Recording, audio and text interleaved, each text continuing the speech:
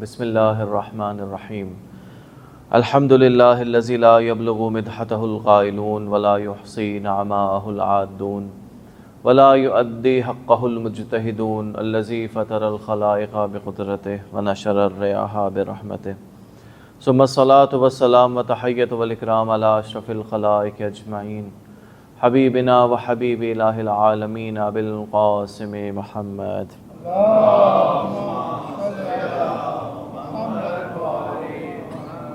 وعلى اہل بیتہ الطیبین الطاہرین الہداۃ المہدیین المعصومین المظلومین الذین اذهب اللہ عنہم الرجس وطہرہم تطہیرا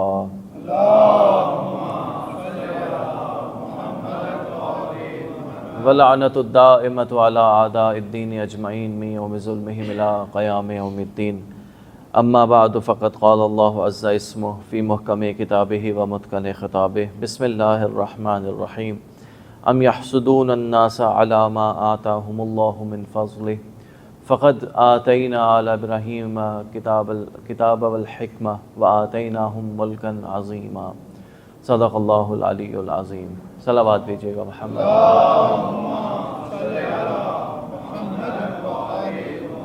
برادران عزیز، یکم محرم الحرام سے جس سلسلہ فکر کا آغاز ہم نے کیا وہ آج اپنے آخری مرحلے میں ہے۔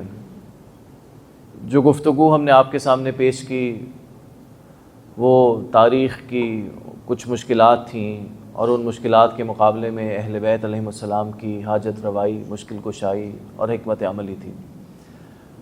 سرنامہ کلام میں جو آیت روزانہ ہم تلاوت کرتے رہے، آج جو آیت تلاوت کی اس سے مختلف ہے، اور یہ آیت جو تلاوت کی اگر آپ کو پوری گفتگو یاد رہے نہ رہے، عشرے کی کوئی بات یاد رہے نہ رہے، بس یہ ایک آیت اگر آپ کے ذہن میں محفوظ رہ جائے تو پورے عشرے کا خلاصہ یہ ایک آیت ہے۔ آیت بہت عجیب ہے، سورہ مبارکہ نساء آیت نمبر 54، 54 نمبر آیت ہے۔ ام یحسدون الناس علی اللہ ما آتاہم من فضلہ، کہ کیا یہ لوگ حسد کرتے ہیں ان سے کہ جنہیں اللہ نے اپنے فضل سے عطا کیا ہے۔ کچھ لوگوں سے حسد کیا جا رہا ہے کہ جنہیں اللہ نے اپنے فضل سے عطا کیا ہے۔ کیا عطا کیا ہے؟ آیت کا اگلا حصہ بیان کر رہا ہے۔ آتینا آل ابراہیم کتاب والحکمہ، کہ ہم نے آل ابراہیم کو کتاب عطا کی اور حکمت عطا کی۔ وآتیناہم ملکا عظیما، اور آل ابراہیم کو ہم نے ملک عظیم عطا کیا۔ تو آیت نے یہ طے کر دیا کہ حسد کیا جا رہا ہے ایک طبقے سے، اور وہ طبقہ آل ابراہیم ہے۔ ٹھیک ہے، واضح ہو گیا؟ آل ابراہیم کے ایک طبقے سے حسد کیا جا رہا ہے۔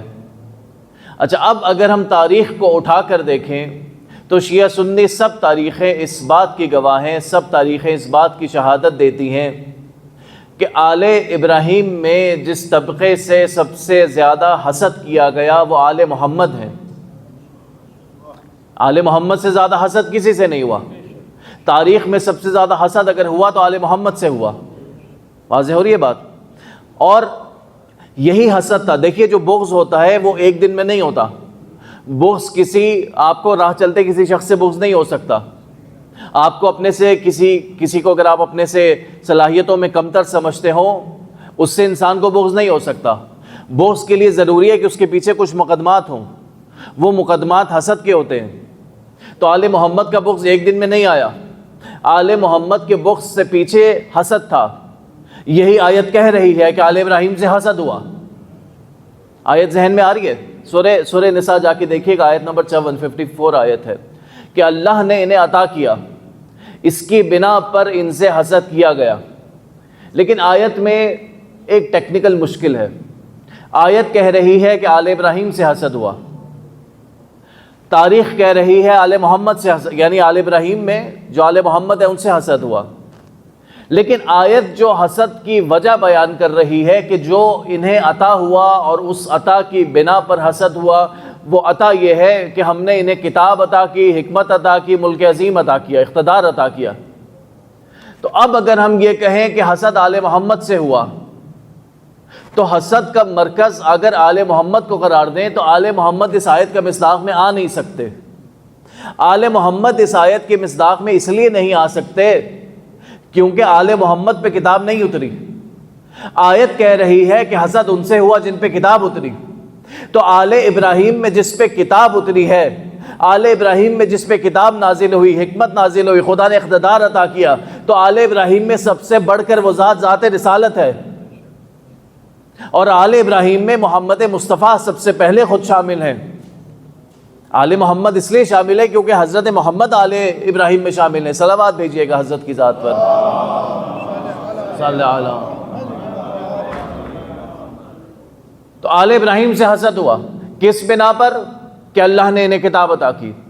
تو اس کا مطلب یہ ہے کہ آیت سے ایک بات تو واضح ہو گئی کہ حسد کا مرکز اصل میں رسول کی ذات ہے. اصل میں جو حسد ہو رہا ہے وہ آل محمد سے نہیں ہو رہا. اصل میں جو حسد ہو رہا ہے وہ پیغمبر سے ہو رہا ہے. حسد کا مرکز پیغمبر کی ذات ہے. اور اس کی جو دلیل ہمارے سامنے آتی ہے، مقتل کی روایتوں نے لکھا کہ جب سید و شہداء نے ان سے کلام کیا فوج اشقیاء سے، تو یہ پوچھا کہ کیا میں نے تمہارے دین کو تبدیل کیا؟ کیا نماز کو تبدیل کیا؟ کیا روزے کو تبدیل کیا؟ کیا احکام کو تبدیل کیا؟ کیا قرآن کو تبدیل کیا؟ سب نے یک زبان ہو کر کہا کہ نہیں، آپ نے تبدیل نہیں کیا. کہا پھر مجھے قتل کیوں کر رہے ہو؟ کہا بغض لی ابیک، تمہارے باپ کے بغض میں.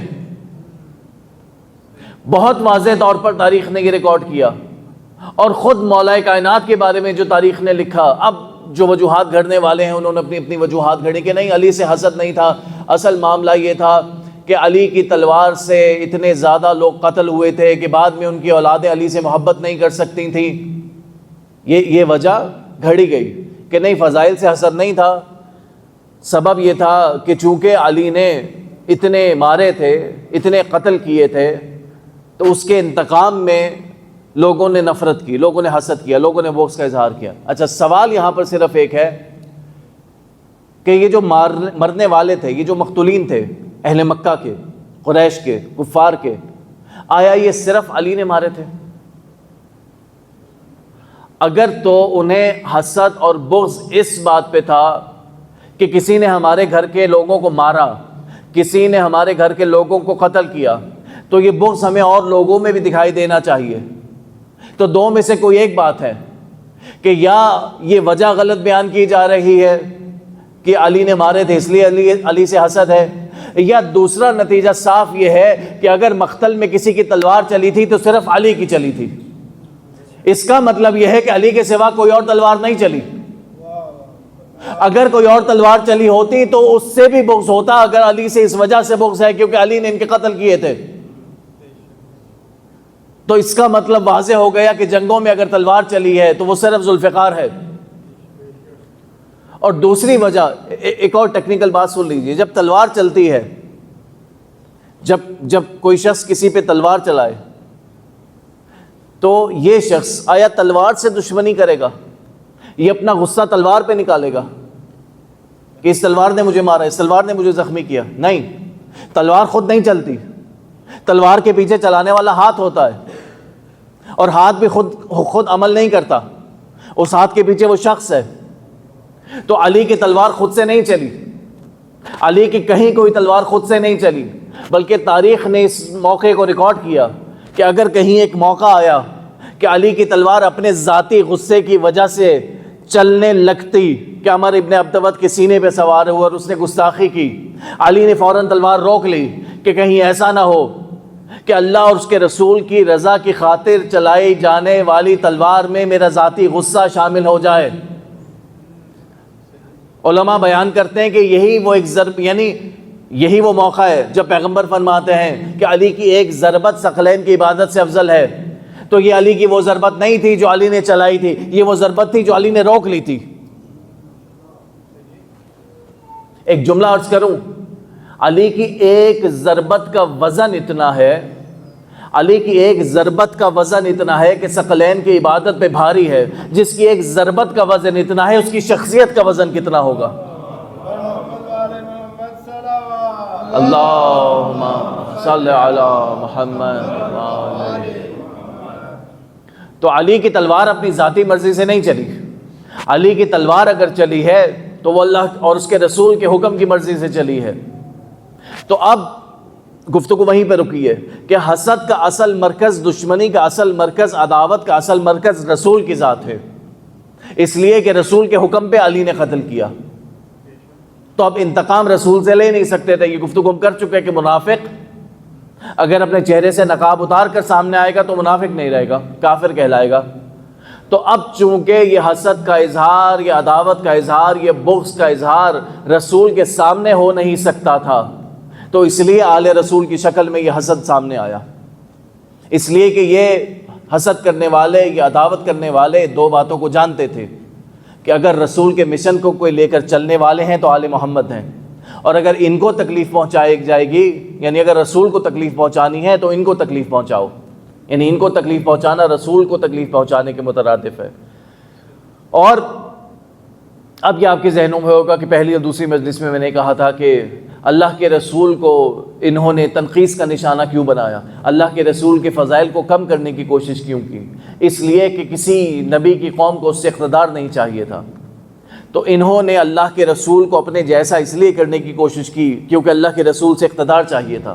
تو آیت کہہ رہی ہے کہ تین چیزیں رسول کو عطا ہوئی، کتاب عطا ہوئی، حکمت عطا ہوئی، اقتدار عطا ہوا۔ تو کتاب و حکمت لے نہیں سکتے تھے، اقتدار چھینا، تو انہوں نے اقتدار چھینا۔ تو یہاں جیسے ہی اقتدار چھینا تو اب اہل بیت کی مشکل کشائی کھل کر سامنے آتی ہے کہ اقتدار نے اپنی چال چلی، اقتدار ملوکیت میں تبدیل ہوا، وہ ملوکیت اپنی چال چلتا ہوا آگے بڑھتا رہا، اور کار رسالت نے اپنا اہتمام کیا۔ بس ایک جملے میں یہ اہتمام واضح کر دوں، وہ سیاسی نظام جو بعد از رسول خلافت کی شکل میں قائم ہوا تھا وہ مسلمانوں کے ہاں 1300 برس تک چلتا رہا۔ جنگ عظیم کے بعد ختم ہوا، سلطنت عثمانیہ جسے کہتے ہیں، وہ اپنی مختلف شکلوں کو بدلتا ہوا، وہ اپنے مختلف رویوں کو بدلتا ہوا، وہ اپنے مختلف چہروں کو بدلتا ہوا، وہ اپنے مختلف حاکموں کو بدلتا ہوا جنگ عظیم تک آ گیا۔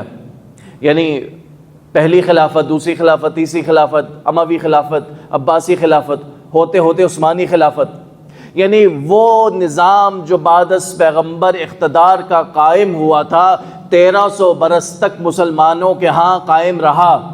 لیکن آپ آج اگر جائیں باہر اور کسی مسلمان سے یہ پوچھیں کہ جو نظام 1300 سال تک قائم رہا اس نظام کی کوئی ایک تفصیل ہمیں بتا دو، اس نظام پہ آدھا گھنٹہ گفتگو کر کے بتا دو، اس نظام کے بارے میں، اس کے خد و خال کے بارے میں ذرا سی گفتگو کرو، تو یہ سیاست کا انتظام تھا کہ 1300 برس تک جو نظام مسلمانوں میں قائم رہا آج کوئی نام لینے والا نہیں ہے، لیکن جو الہی اہتمام تھا، جو رسالت کا اہتمام تھا، وہ کربلا تھی کہ کربلا ایک دن پہ ہوئی مگر 14 صدیوں پہ محیط رہی۔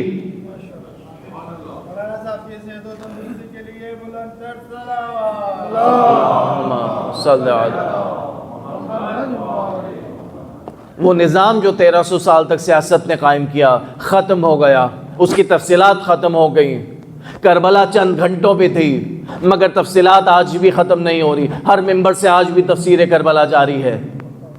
یہ الہی اہتمام تھا۔ اور اب کربلا تک بات آئی تو یہ عرض کر دوں کہ جو مختلف تفسیریں کی گئیں کہ سید الشہداء نے قیام کیوں کیا، سید الشہداء کیوں نکلے، سید الشہداء کا اہتمام کیا تھا، جو ایک تفسیر یہ کی گئی کہ یہ کوئی الہی وعدہ تھا، یہ کوئی راز تھا جو اللہ اور سید الشہداء کے درمیان میں تھا۔ ایک تفسیر یہ کی گئی کہ گویا سید الشہداء کا عمل ریاکشن میں تھا کہ یزید نے بیعت کا مطالبہ کیا اور ریاکشن میں سید الشہداء گئے، یعنی اگر یزید بیعت کا مطالبہ نہ کرتا تو سید الشہداء نہ جاتے۔ لیکن بجائے اس کے کہ ہم ادھر ادھر دیکھیں، بجائے اس کے کہ ہم کسی اور کی تفسیر دیکھیں، بجائے اس کے کہ ہم کسی اور مورخ کو اٹھا کے دیکھیں، سید الشہداء نے اس معاملے کو کسی مورخ پہ نہیں چھوڑا، سید الشہداء نے اس معاملے کو کسی مفسر پہ نہیں چھوڑا کہ کوئی مورخ یا مفسر اس کو بیان کرے۔ سید الشہداء نے اپنے منشور کا اعلان خود کیا ہے، جب ایک خط لکھا، ایک وصیت نامہ لکھا محمد حنفیہ کو، اور کیا لکھا؟ انی لم اخرج، کہ میں نہیں نکل رہا، اشرا ولا بطرا، کہ میں کوئی شر بپا کروں، کوئی فساد پیدا کروں، بلکہ ولا مفسدا ولا ظالما، اور نہ میں کسی ظلم کے لیے نکل رہا ہوں۔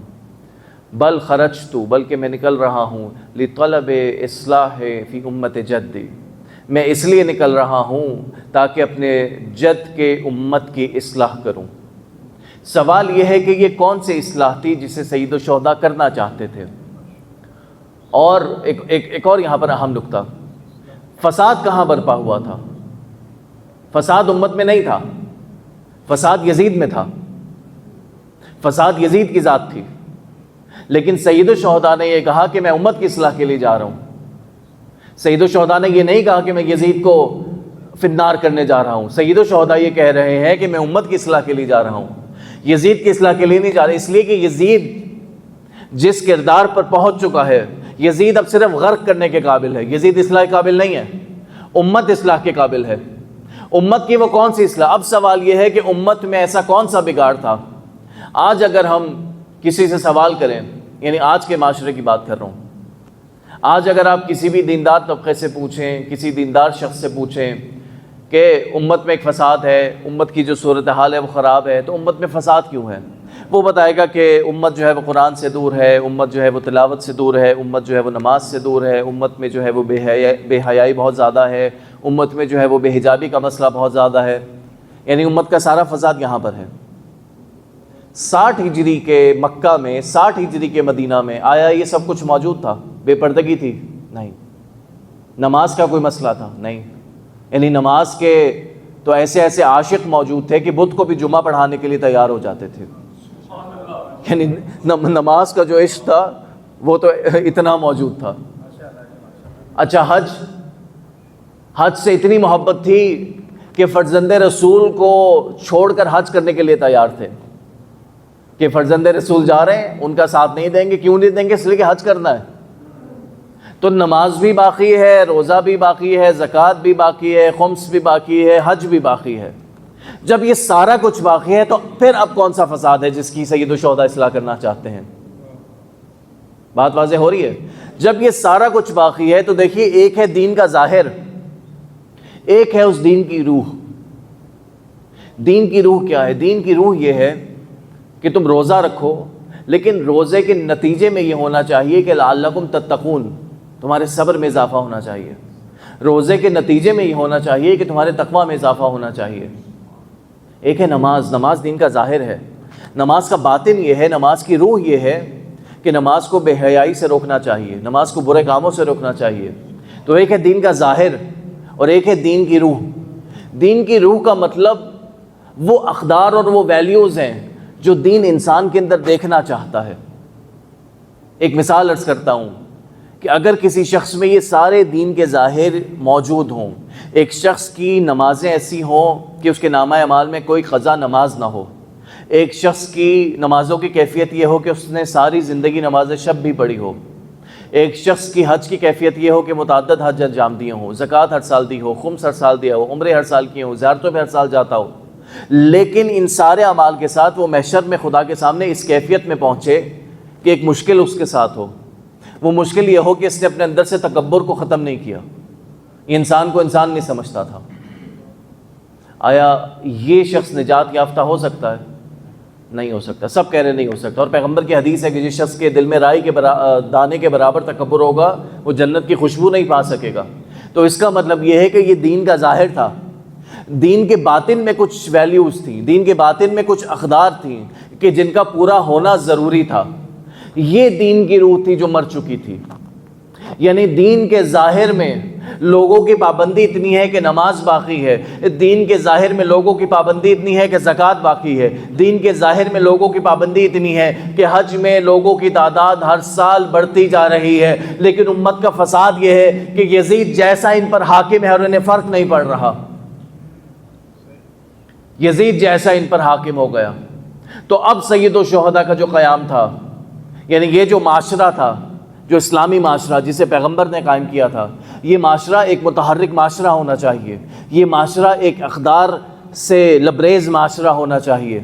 لیکن اللہ کے رسول نے جو معاشرہ قائم کیا تھا، جب دین کا ظاہر باقی رہا لیکن دین کی روح ختم ہو گئی، تو اب اس مردہ معاشرے کو جگانے کے لیے، دیکھیں جب کوئی پانی مردہ ہو جائے، کوئی پانی جو موت کا شکار ہو، کوئی پانی بہت دیر کھڑا رہے اس پانی میں جراثیم پیدا ہونے لگتے ہیں، اس پانی میں کیڑے پیدا ہونے لگتے ہیں۔ تو یہ جو معاشرہ جمود کا شکار ہو گیا تھا، یہ جو معاشرہ مردہ ہو چکا تھا، یہ جو معاشرہ کھڑے پانی کی مانند ہو چکا تھا، اس میں گندے کیڑے پیدا ہونے لگے، اور یزید جیسا فاسد کیڑا اس کھڑے پانی میں پیدا ہوا۔ یہ تسلسل تھا اس نظام سیاست کا جو بعد از پیغمبر قائم ہوا۔ تو یزید جیسا فاسد جراثیم اس پانی میں پیدا ہوا۔ تو اب اگر آپ کو کسی پانی میں تحرک کرنا ہو، یعنی ایک چھوٹا سا تالاب ہو، آپ نے اس تالاب میں ایک حرکت ایجاد کرنی ہو، آپ نے اس تالاب میں ایک تحرک ایجاد کرنا ہو، تو آپ چند کنکریاں ماریں گے، تحرک ایجاد ہو جائے گا۔ لیکن اگر کہیں ایک سمندر جمود کا شکار ہو جائے، اب یہ سمندر کنکریوں سے نہیں ہل سکتا۔ اب اس سمندر میں تلاطم پیدا کرنے کے لیے، اس سمندر میں تحرک پیدا کرنے کے لیے اس بات کی ضرورت ہے کہ کوئی بڑی چٹان اس میں گرائی جائے۔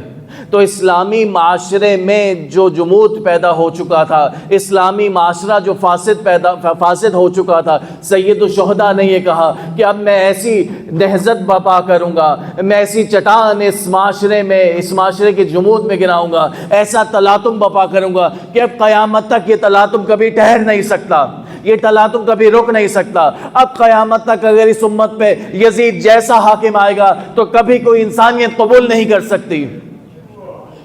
صلوات بھیجیے گا محمد و آل محمد۔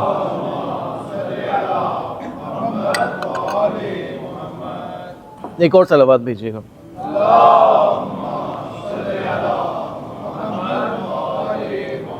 یہ سید الشہداء کا اہتمام تھا کہ نہ صرف یہ کہ اس معاشرے میں ایک تلاطم ایجاد کیا، بلکہ اپنے ذکر میں ایسی تاثیر رکھ دی کہ جہاں بھی یہ ذکر ہوگا معاشرے کا جمود خود بخود ٹوٹ جائے گا۔ ذکر حسین میں یہ صلاحیت رکھ دی۔ میرے مولا نے اپنے ذکر میں اس صلاحیت کو باقی رکھا کہ جہاں کہیں معاشرے میں ظلم ہوگا، جہاں کہیں معاشرے میں ناانصافی ہوگی، ذکر حسین وہ دوا ہے جو اس معاشرے کے ظلم اور ناانصافی کے لیے تریاق کی حیثیت رکھتی ہے۔ تو یہ میرے مولا کا اہتمام تھا، یہ سید الشہداء کا اہتمام تھا کہ معاشرے کو دوبارہ ایسا زندہ کیا کہ اب دوبارہ کبھی یزید جیسا حاکم نہیں آئے گا۔ اور آج بھی وہ لوگ جو مکتب اہل بیت سے وابستہ نہیں ہیں، وہ لوگ جو مکتب تشیع سے وابستہ نہیں ہیں، آج بھی اگر کسی ظالم کو للکارنا ہو تو استعارہ صرف حسینیت ہے۔ آج بھی اگر کسی ظالم کو جواب دینا ہو تو تعارف صرف کربلا کا ہے۔ مگر سید الشہداء کا یہ جو تعارف ہے، سید الشہداء کا جو تعلق ہے ہمارے ساتھ، اور جس تعلق کے ذریعے سے ہمیں کربلا سے جڑنے کا حکم دیا گیا، وہ انقلاب کی حیثیت نہیں ہے۔ یعنی بہت عجیب بات کر رہا ہوں۔ بے شک سید الشہداء کا درس انقلاب کا درس ہے، بے شک سید الشہداء کا درس ظلم کے خلاف اٹھنے کا درس ہے، بے شک سید الشہداء کا درس اقدار کو احیا کرنے کا درس ہے، لیکن سید الشہداء سے جڑنے کا جو درس ہے، دیکھیں دو الگ الگ باتیں ہیں۔ ایک ہے کربلا کا درس، ایک ہے کربلا سے جڑنا۔ بات واضح ہو رہی ہے؟ کربلا کا درس الگ ہے، کربلا سے ارتباط الگ ہے۔ اگر کربلا کا درس لینا ہو تو انقلاب کا درس بھی ہے، کربلا سے درس لینا ہو تو ذلت سے دوری کا درس بھی ہے۔ یہی میرے مولا نے فرمایا تھا نا کہ جب ولید کے دربار میں بلایا گیا، ایک صلوات بھیجیے گا محمد والے،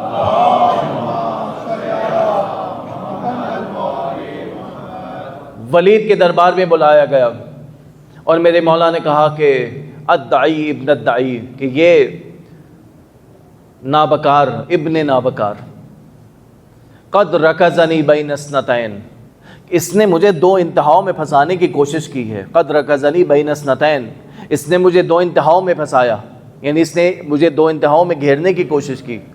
السلہ والذلہ، سلہ کا مطلب اسلحہ، سلہ کا مطلب تلواریں، والذلہ یا ذلت، یعنی یا میں تلواروں کا سامنا کروں، میں قتل ہو جاؤں، والذلہ یا میں ذلت کو قبول کروں اور اس کے ہاتھ پہ بیعت کروں۔ اور پھر میرے مولا فرماتے ہیں وَهَيْهَاتَ مِنَ الذِّلَّةِ، اور بے شک ذلت تو ہم سے کوسوں دور ہے۔ یعنی کبھی بھی کوئی بھی انسان، اور ایک منشور جو دیا کہ مجھ جیسا اس جیسے کی بیعت نہیں کرے گا، کبھی بھی کوئی بھی انسان اگر اپنے دل میں عزت کا احساس کرے گا، اگر باعزت ہوگا، تو کبھی کسی ذلیل کے آگے نہیں جھکے گا۔ یہ کربلا کا درس ہے، باعزت زندگی، باعزت حیات، کسی ذلیل کے آگے نہیں جھکنا، کسی باطل کے آگے نہیں جھکنا۔ اور جو جملہ کہہ رہا تھا بس اسی پہ گفتگو کو تمام کروں گا کہ یہ درس کربلا کا ضرور ہے کہ ذلت کے آگے نہیں جھکنا، ذلت قبول نہیں کرنی۔ انقلاب بھی کربلا کا درس ہے، ظلم کے خلاف اٹھنا بھی کربلا کا درس ہے، لیکن کربلا سے جو جڑنے کا طریقہ ہے وہ یہ نہیں ہے۔ کربلا سے جڑنے کا طریقہ انقلاب کا طریقہ نہیں ہے، کربلا سے جڑنے کا طریقہ عزاداری کا طریقہ ہے۔ اس لیے کہ ہمارے ائمہ نے جس طریقے سے ہمیں کربلا سے جوڑا ہے، ہم کسی نئی بات کو ایجاد نہیں کریں گے۔ ہمارے ائمہ نے، سید سجاد نے، امام باقر نے، امام جعفر صادق نے، محمد امام موسیٰ کاظم، امام رضا علیہ السلام، صلوات بھیجیے گا سارے ائمہ کے ساتھ پر۔ جس طریقے سے کربلا کو جوڑا ہے وہ طریقہ عزاداری کا طریقہ ہے۔ دیکھیے فلسفہ عزاداری کیا ہے، منبر سے کیا ہونا چاہیے، کیا نہیں ہونا چاہیے، یہ سب باتیں اپنی جگہ اہم ہیں، لیکن نظام عزاداری سب سے ضروری ہے۔ اگر کوئی شخص کسی ٹریفک سگنل پہ کھڑا ہو اور وہ یہ کہے کہ مجھے جب تک اس سرخ لائٹ کا فلسفہ سمجھ میں نہیں آئے گا کہ یہ لائٹ سرخ ہی کیوں ہے اور اس کی شکل ایسی کیوں ہے اور اس کے خد و خال ایسے کیوں ہیں، تب تک میں آگے نہیں بڑھوں گا، تو یہ اپنا بھی نقصان کرے گا اور باقیوں کا بھی نقصان کرے گا۔ لیکن اگر کوئی شخص اس نظام پہ عمل کر لے جو سرخ لائٹ کے ذریعے سے قائم ہوا، تو وہ سارے فوائد جو اس نظام میں موجود ہیں خود بخود ان سارے فائدوں کو حاصل کرتا جائے گا۔ تو سید الشہداء کے ذکر کو باقی رکھنے کا جو طریقہ ہے وہ طریقہ خود عزاداری ہے۔ عزاداری کے نظام کو باقی رکھیے، جو اس کے ضمنی ثمرات ہیں وہ خود بخود حاصل ہوتے چلے جائیں گے، تبلیغ بھی ہوتی جائے گی، انقلاب بھی ہوتا جائے گا، ظلم کے خلاف آواز بھی بلند ہوتی جائے گی، مگر پہلے یہ کہ عزاداری، پہلے عزاداری۔ ہمارے چوتھے امام نے بار بار جس چیز کا ذکر کیا ہے، سب سے زیادہ جس چیز کا ذکر کیا ہے، وہ سید الشہداء کا انقلاب نہیں ہے، ظلم کے خلاف اٹھنا نہیں ہے۔ بے شک وہ سب کچھ شامل ہے، بار بار کہہ رہا ہوں، اس کا انکار نہیں کر رہا، لیکن جس چیز کے ذریعے سے جوڑنے کی کوشش کی ہے وہ صرف عزاداری ہے۔ جس چیز کے ذریعے سے جوڑنے کی کوشش کی ہے وہ صرف آنسو ہیں۔ اور یہ جڑنا یک طرفہ نہیں ہے، یعنی آپ کا دل بعد میں جڑتا ہے، پہلے وہاں سے ایک عطا ہوتی ہے، پہلے وہاں سے قبولیت کا اذن ہوتا ہے۔ ایک واقعہ لکھنؤ کی تاریخ میں لکھا گیا۔ دیکھیں ہندوستان میں جو ابھی عزاداری کی رسمیں ہیں وہ سب ہر وطن کی، ہر ملک کی اپنی اپنی رسمیں ہیں۔ ہندوستان میں جو شبیہوں کی رسمیں ہیں، عزاداری کی رسمیں ہیں، یہ زیادہ تر لکھنؤ اور لکھنؤ کے جو نوابین ہیں ان کی قائم کرتا ہے۔ غالباً نواب واجد علی خانی آصف الدولہ میں سے کوئی عزاداری کا بھرپور اہتمام کرتے تھے، اور جب انگریز کا دور آیا اور مال و اسباب ضبط ہو گیا اور قید ہو گئی، 1 سال کی قید کے بعد اب جب باہر آئے، یعنی آزادی ملی، تو دیکھا عاشور کا دن تھا۔ اچھا، عاشور کے دن اگر یہ کیفیت آپ سب محسوس کریں گے کہ اگر آپ کبھی کوئی اہتمام کرتے ہوں اور کبھی خدا نخواستہ ایسا وقت آئے کہ آپ وہ اہتمام نہ کر سکیں تو قابل برداشت نہیں ہوتا۔ تو یہ عزاداری کا بڑا اہتمام کرتے تھے۔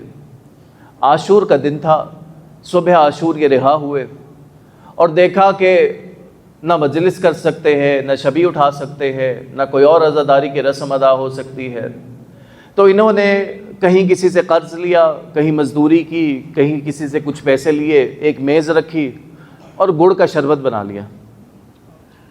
اچھا، اب ذرا سے دیکھیے گا، گڑ کا جو شربت ہے وہ آج بھی کوئی بہت یعنی لگژری میں شمار نہیں ہوتا، یعنی گڑ کا شربت آج بھی ایک طرح سے ایک بے قیمت سی چیز ہے، اور لکھنؤ کی عزاداری اور اس دور کی عزاداری، یعنی جس میں جناب قاسم کی مہندی، تاریخ نے لکھا کہ یعنی ہاتھیوں پر جناب قاسم کی مہندی یہ نوابین اٹھایا کرتے تھے. تو مہندی کا اگر اتنا اہتمام تھا تو نیاز کا، کھانے کا کتنا اہتمام ہوگا. اچھا، اب کیفیت یہ ہوئی کہ انہوں نے سبیل لگائی. لوگ آتے تھے، لوگ آ کے دیکھتے کہ اچھا گڑ کا شربت ہے، لوگ دیکھتے اور چلے جاتے. یہ پیالہ کوزہ آگے کرتے، لوگ نظر کرتے اچھا گڑ کا شربت ہے، لوگ دیکھ کے چلے جاتے. یہ ہوتے ہوتے عصر عاشور آ گئی. جیسے ہی عصر عاشور آئی ان کا دل بیٹھنے لگا، اور جب ان کا دل بیٹھنے لگا اور عصر عاشور آئی تو بے ساختہ کربلا کا رخ کیا. کہا مولا آپ نے ہماری نظر قبول نہیں کی، مگر ہم اس سے زیادہ کر نہیں سکتے تھے. ابھی یہ گریہ کر رہے تھے کہ دیکھا کہ کچھ گھڑ سوار ہے جو آ رہے ہیں، اور گھڑ سواروں نے آ کر کہا کہ ہم نے سنا ہے تم نے سبیل لگائی ہے، لاؤ ہمیں پلاؤ، ہم پیاسے ہیں. انہوں نے ان گھڑ سواروں کو پانی پلانا شروع کیا. اب جب پانی پلاتے پلاتے دیکھا کہ ان کے لباس کچھ اور ہے، ان کے چہرے کچھ اور ہیں، تو کہنے لگے آپ چہروں سے ہندوستانی نہیں لگتے، آپ لوگ کون ہیں؟ وہ رو کے کہتے ہیں ہم شہدائے کربلا ہیں، ہمیں ہمارے آقا نے بھیجا ہے، انہوں نے کہا ہے کہ آقا نے تمہاری نظر قبول کر لی. اجرکم علی اللہ. 9 دن میں نے آپ کو زحمت دی، 9 دن یہاں پر اشرا ہوا. یہ ایک امام حسین کی اوپن یونیورسٹی تھی، امام حسین کا ایک مدرسہ تھا. اور پوری دنیا میں جہاں کہیں کسی یونیورسٹی میں کوئی کورس ہوتا ہے تو دستور یہ ہے کہ شرکاء کا ایک شکریہ ادا کیا جاتا ہے. دستور زمانہ تو یہی ہے کہ میں آپ سے شکریہ کے کچھ الفاظ کہوں، لیکن میری مشکل یہ ہے کہ میری حیثیت نہیں ہے کہ آپ کا شکریہ ادا کروں. آپ کا اجر اس ماں کے ذمے ہے کہ جس نے کہا تھا بابا میرے بچے پہ رونے والا کون ہوگا. اجرکم علی اللہ. یہ ماں وہ ہے جو آج حسرت سے اپنے بیٹے کو دیکھ رہی ہے. وہ بیٹا جس نے صبح سے شام تک لاشیں اٹھائے تھے، اب کچھ دیر گزرے گی اور کوئی اس کا لاشا اٹھانے والا نہیں ہوگا.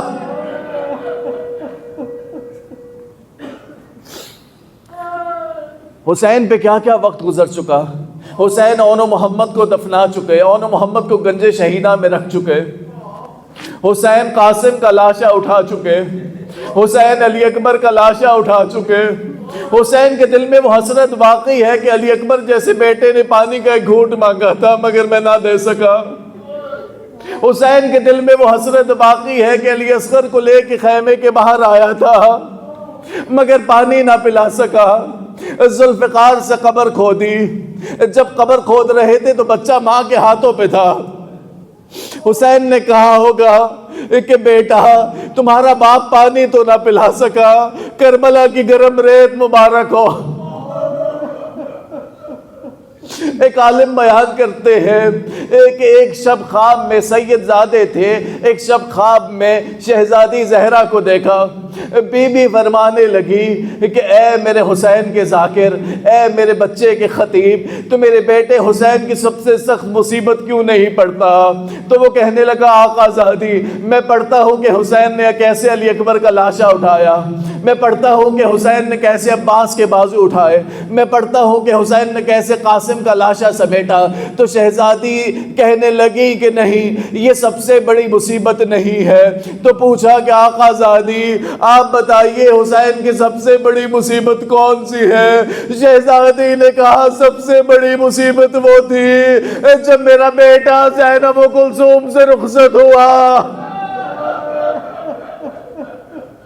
اس لیے کہ اگر ام فروا نے قاسم کو بھیجا تھا، قاسم قربان ہوا، مگر ایک تسلی تھی کہ ابھی حسین موجود ہے.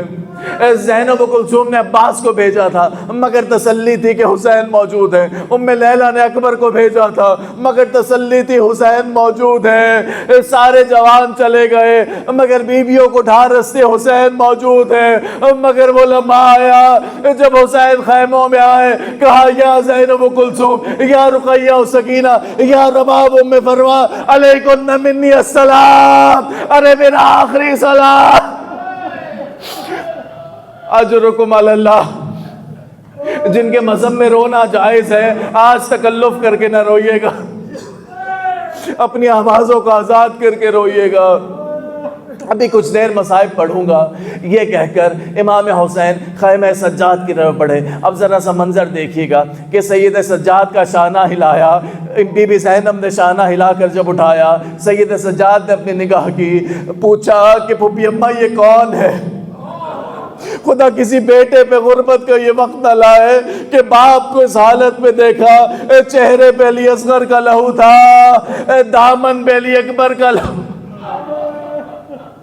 پوچھا کہ بابا حضرت حبیب, چچا حبیب کہاں ہے؟ کہا قد قتل, مارے گئے. کہا زہیر قین کہاں ہے؟ کہا مارے گئے. مسلم ابن اوسجہ کہاں ہے؟ کہا مارے گئے. کہا چچا عباس کہاں ہے؟ کہا مارے گئے. اب پوچھا علی اکبر کہاں ہے؟ اب باپ کیسے بتائے کہ تیرا بھائی مارا گیا؟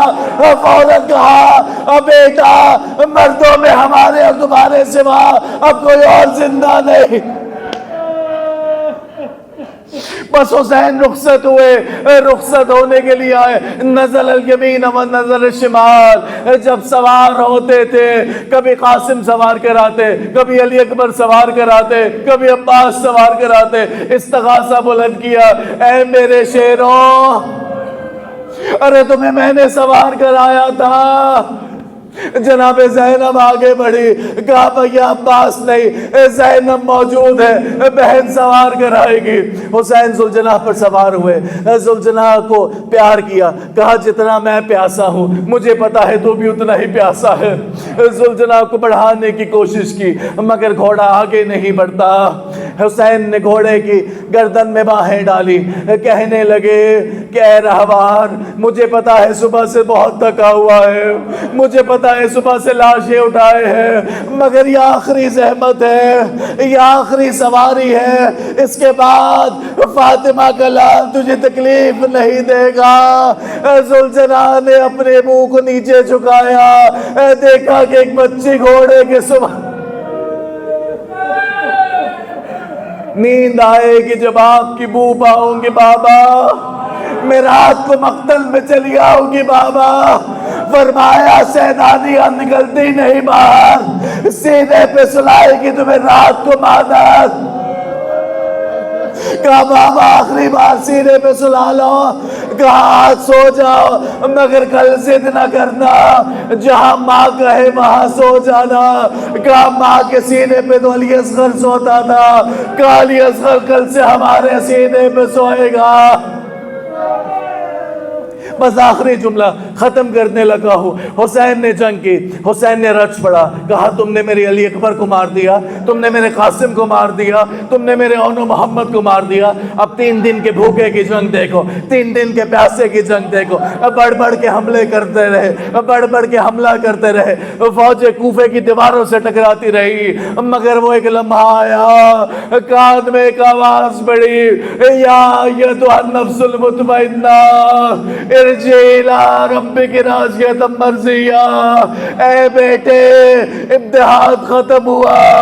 نانا نے کہا حسین میں منتظر ہوں. اب جب حسین نے تلوار کو نیام میں رکھا فوجیں واپس پلٹی, اور اب جو فوجیں واپس پلٹی تو منظر یہ تھا, جس کے ہاتھ میں جو چیز آئی اس نے امام حسین کو چلانا شروع کر دی.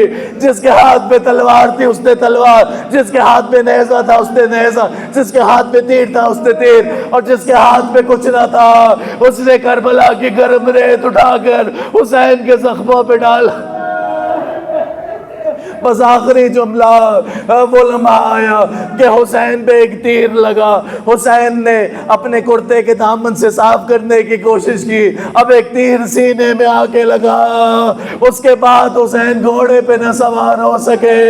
اب جو گھوڑے سے نیچے گرے تو کچھ دیر وہ منظر رہا کہ انہیں پتا نہ چل سکا کہ حسین زندہ ہے یا نہیں. شمر نے کہا کہ میں بتاتا ہوں کہ کیسے پتا چلے گا کہ حسین زندہ ہے یا نہیں. کہا ایک آواز بلند کرو کہ حسین. فوجیں خیموں کی طرف چلی گئی. جیسے ہی آواز بلند ہوئی حسین نے گھٹنوں کے بل, کونیوں کے بل اپنے آپ کو بلند کیا. کہا جب تک میں زندہ ہوں ارے میرے خیموں میں نہ جانا.